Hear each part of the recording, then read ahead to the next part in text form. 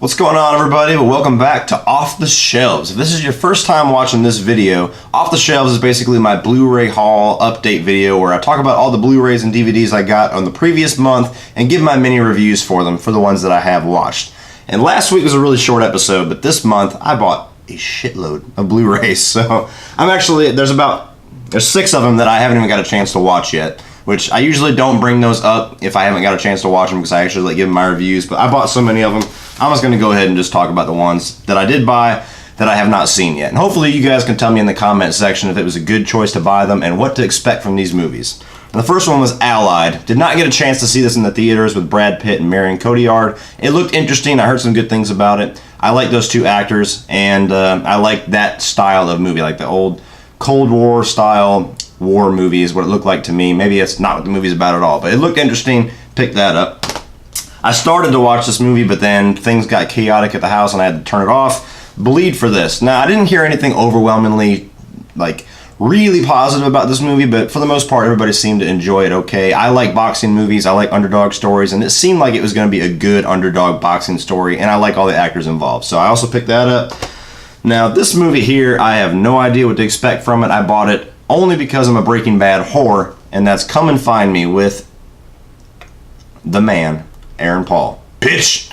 So, I don't know what this movie's about, really. I just picked it up because his face was on the cover and it was cheap, so maybe it would be a hidden treasure. Maybe it was a not very wise investment. Tell me in the comment section if you've seen it. Now, a movie that I've actually never seen before, but I've always wanted to see, and it was finally released on Blu-ray at Best Buy, is Ali. Now, it's a Michael Mann movie. I think this got Will Smith his first Academy Award nomination. Maybe not. Maybe I'm totally misquoting that. But anyway, I always heard good things about this. I like Will Smith. At least I liked Will Smith until he kind of became an egomaniac. But I was always interested in seeing this movie. I'm looking forward to checking that out. Let's pick that up.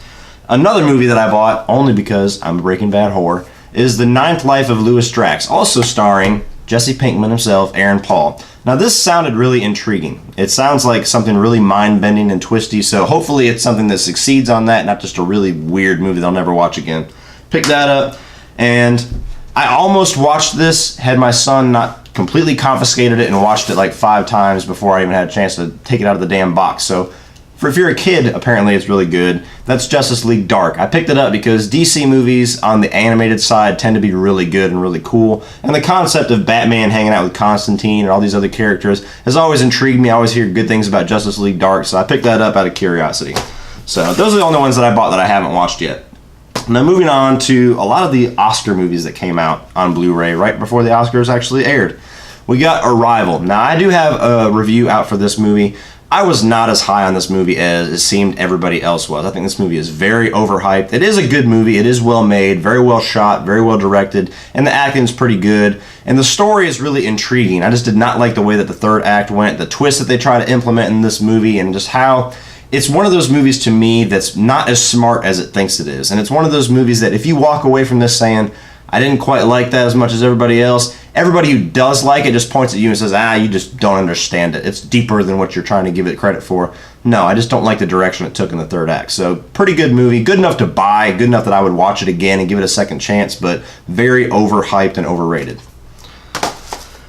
Now we have the Best Picture winner, the controversial Best Picture winner. Technically the second Best Picture winner, actually, if you watch the Oscars, and that's Moonlight. Now, I actually did not get a chance to watch this before the Oscars. I watched it like 2 nights after it won, and I'll be completely honest with you people, I don't think this deserved to win Best Picture. It's a good, well-made movie. It's very art house. It's one of those Oscar movies, and most Oscar movies, at least to me, seem to be one of those movies that I'll watch once, I'll appreciate it for what it is, and then I'll never watch it again. It's just a piece of art you look at once. It's not a movie that you revisit constantly. At least that's the type of film fan that I am, and this movie belongs to that category. It's basically about this young man who's struggling with his homosexuality. It's told in 3 different acts, one where he's a little kid, one where he's a teenager, and one where he's an adult. And, you also got the Best Supporting Actor for, what is his name? It's very hard to pronounce. Mahershala Ali. He also won Best Supporting Actor, and I also don't think that he necessarily deserved to win too, because though he is good in this, he's barely in the movie. He's in the movie for like 10 minutes. And there's other, Best Supporting Actors like Jeff Bridges, who are in the entire movie, and they drive the entire story and the entire tone of the movie. So I don't know. I'm not very high on this movie. I watched it once. The ending came, and it's one of those endings too where I'm like, I bet you the movie's gonna end here. And it ended. I'm like, ugh. One of those. So, not a bad movie. I'm not trying to trash it. I'm not saying it doesn't deserve recognition. I think it's not as good as everybody's making it out to be as far as the Academy Awards. So, check it out if you're into those types of movies. But I thought it was a little bit blown up, I guess. Now on to the movie that should have won a lot more Oscars, including Best Picture, is Hacksaw Ridge. I love the shit out of Hacksaw Ridge. This was my second favorite movie of the year, just behind Deadpool last year. One of Mel Gibson's best movies, arguably his best movie. Andrew Garfield's best performance. One of my favorite now war movies of all time. I loved everything about this. A great American story, great war sequences, bloody as hell. I mean, really, really bloody and gory. And this is actually the first movie that I've watched on the 4K TV, and holy crap, this movie looks incredible on 4K. And just everything about this. I love the performances, I love the characters, and I love the story of Desmond Doss. Absolutely check this out if you have not seen it. It should have gotten Best Picture in my opinion. Check out Hacksaw Ridge. You know what? This actually belonged to my first group of movies I have not had a chance to watch yet. I totally forgot it. Nocturnal Animals, another Oscar contender. It had a few little nods in there for like Best Supporting Actor. I've heard this movie, I've heard both. I've heard it's really weird and really strange, and I wasn't so hot on it, and I've heard, holy crap, that was amazing. So I don't know what side of the coin I'm going to fall on. Have not had a chance to check this out yet. What side of the coin do you fall on? Put it in the comment section below, but I did manage to pick it up. Moving on to that is Doctor Strange. Now, I also have a review out for this, a somewhat controversial review, actually. I didn't get a whole lot of hate in the comment section, but I'm one of the only people who wasn't dying over Doctor Strange. I enjoyed this movie, and I watched it a second time after I bought it, and I still enjoy it. It is a good addition to the MCU, and even the MCU's worst movies are still very watchable movies. They have not made a garbage movie yet. And this, I think, when I did my ranking video, I think this was, see, there's 14 movies. I think this was like number 11 or something like that. It was like the 5th from the bottom. So it's a good movie. Just to me, the issues that I had with it. And first and foremost, the special effects are phenomenal in this movie. Amazing. They deserve the Oscar nomination that they got. And it is a fun, enjoyable movie, a little cool little ride to go on. But to me, the character of Doctor Strange was too similar to Tony Stark. Very arrogant, doing his own thing, not listening to anybody.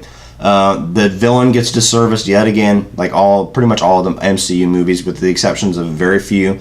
Mads Mikkelsen's character, barely got to know him, barely cared about him, wasn't threatened by him at all. Some of the side characters, especially Mordo, I think was his name, Chiwetel Ejiofor's character, who they're obviously building up to be a villain later on and a big character, didn't get a whole lot of character development in this. And this was the movie to me that showed the Marvel formula the most. The MCU origin story formula stands out like a sore thumb in this movie. All that being said, very enjoyable movie. Most people liked it a lot more than I did, and I think I gave it, see it on Netflix. Maybe Matinee. I have to go back. Don't quote me on it. Go check out the review and tell me. But I do enjoy this movie, just wasn't as high on it as everybody else.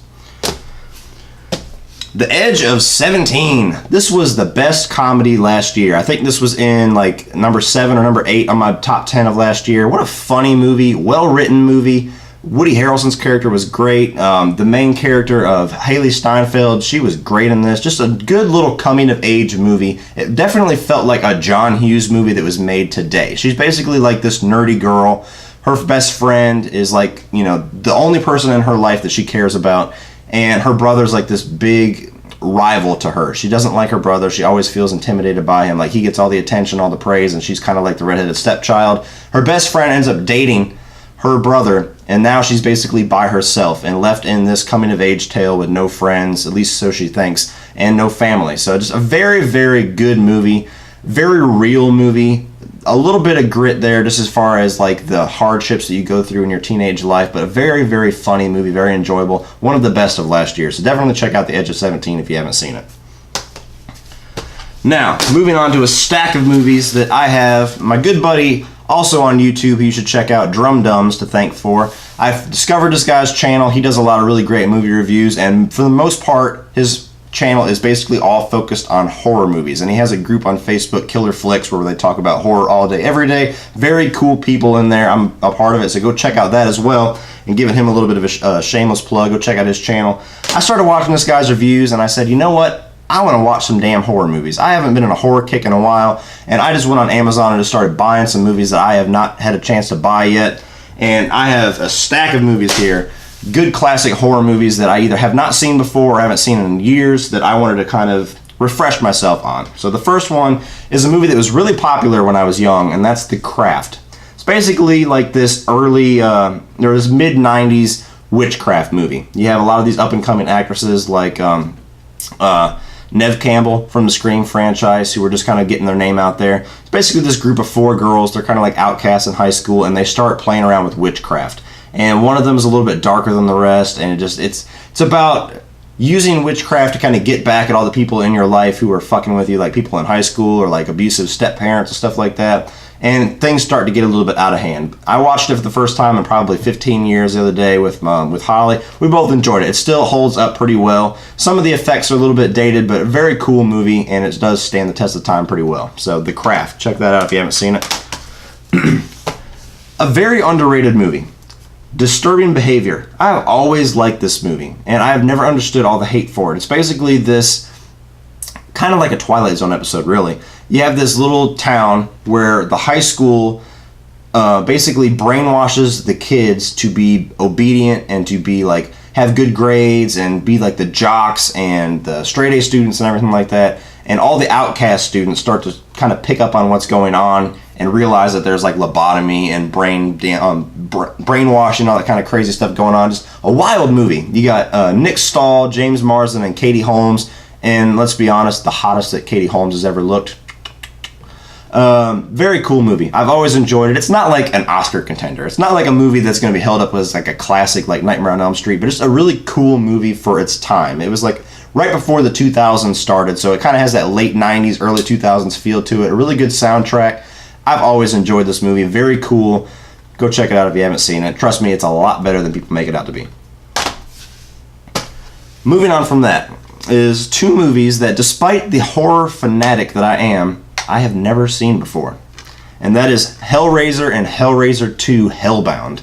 I've always known about Hellraiser. I've probably seen pieces of all these movies throughout the years, but I have never sat down and watched an entire movie all the way through.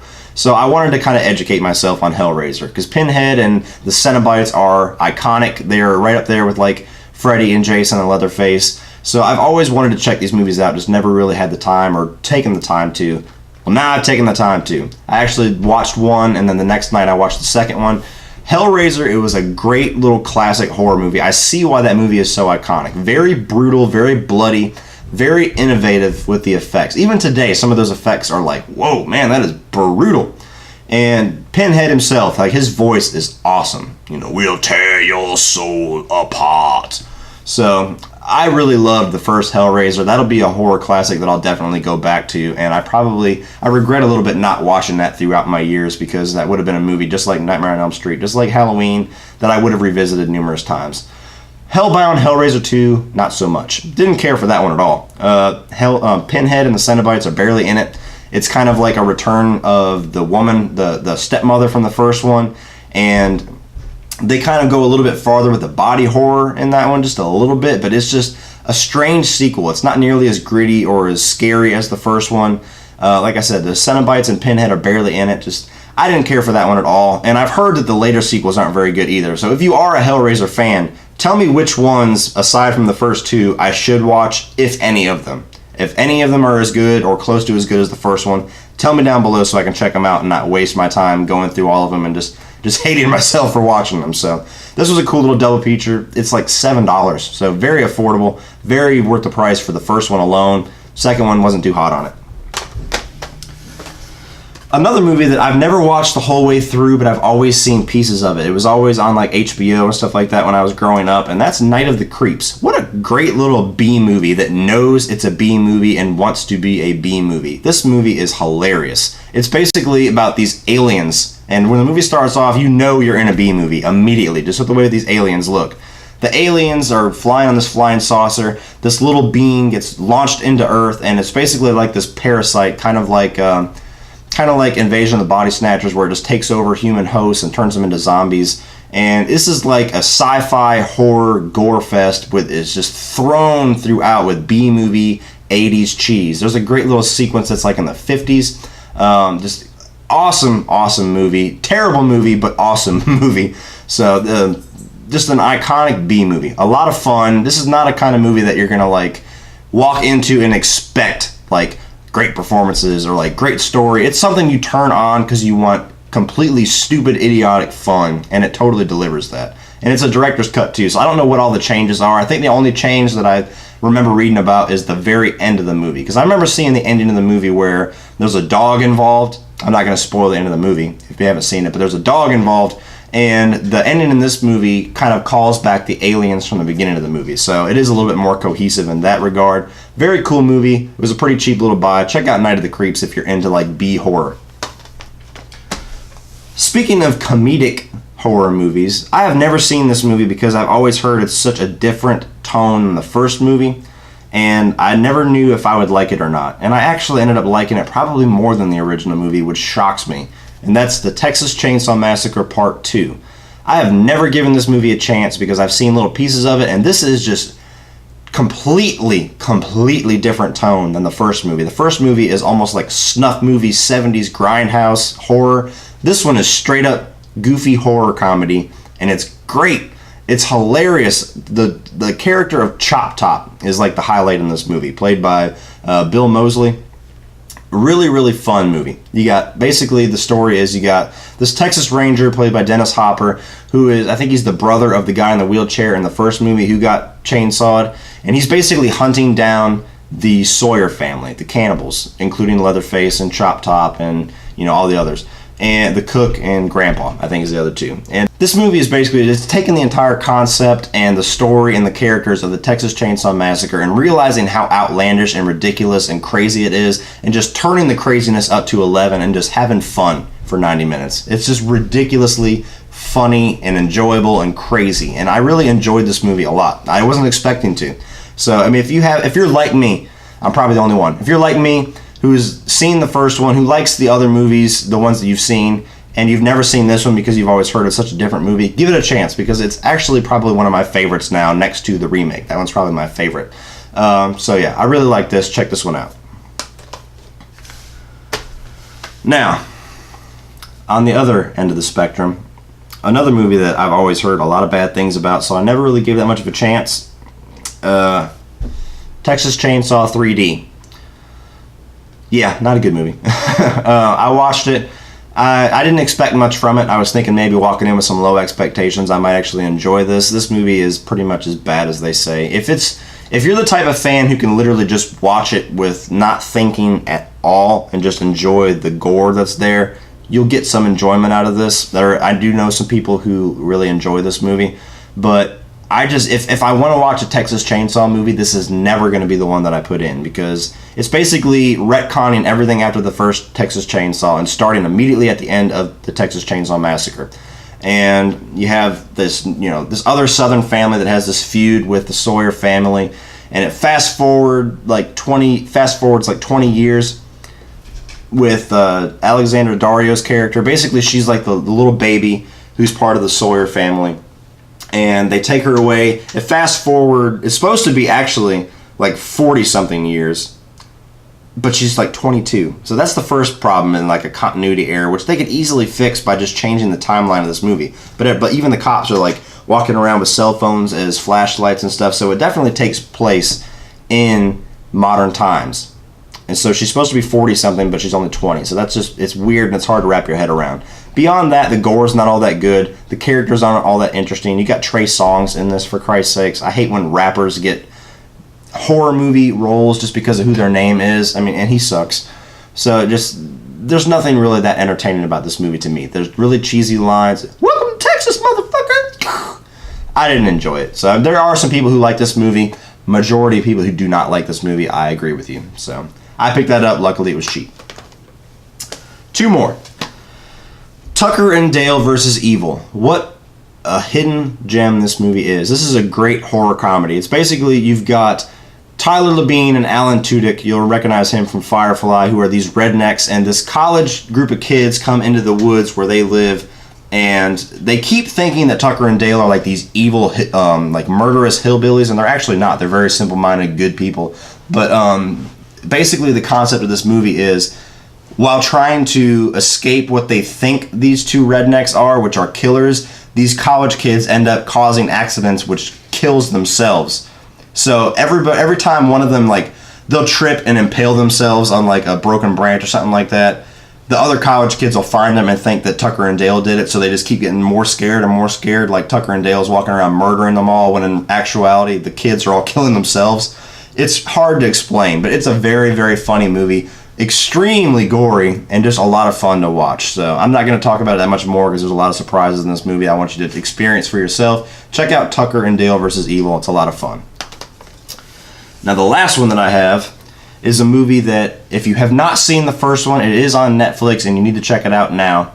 Stakeland 2. Stakeland was one of the best vampire movies that I've seen in a long time. It's post-apocalyptic, it's dark, it's bloody, it goes for broke in that movie, and it was a great vampire movie. Stakeland 2 came out as a Sci-Fi Channel original movie, and it worried the hell out of me, even though all the people from the first one were coming back for this one as far as the actors. This movie was a great sequel. I think this is just as good as the first one. It is just as good, just as creative, and just as dark and gory and gritty. I loved the character growth of the two characters, Mr. and I forget the kid's name. Whatever the kid's name is. Martin. And just, I loved, it's a great sequel. It continues the story perfectly, and I think there's actually a lot more emotional moments in this movie. So check out Stakeland on Netflix. It's there. Check it out, watch it. I guarantee you, if you're a vampire fan and you hate this vampire drought that we've been in since Twilight came along and fucked everything up, you will enjoy Stakeland, and then go and pick up Stakeland 2. It is a great follow-up, great movie, and one of the best vampire sequels that I've seen in my life. So very, very good movie. Well, that does it, guys. Whew, I'm about out of breath. That is all the Blu-rays that I got, and that is the end of this month's Off the Shelves episode. Have you seen the ones that I have not seen yet? Please put in the comment section below your thoughts so that I know which ones to watch first. Thank you again for watching. Please like and share this video and hit that subscribe button. That way you get to come back and see me next time. But if that's not soon enough to check out some more of my videos, you can check out a few more by clicking right over here.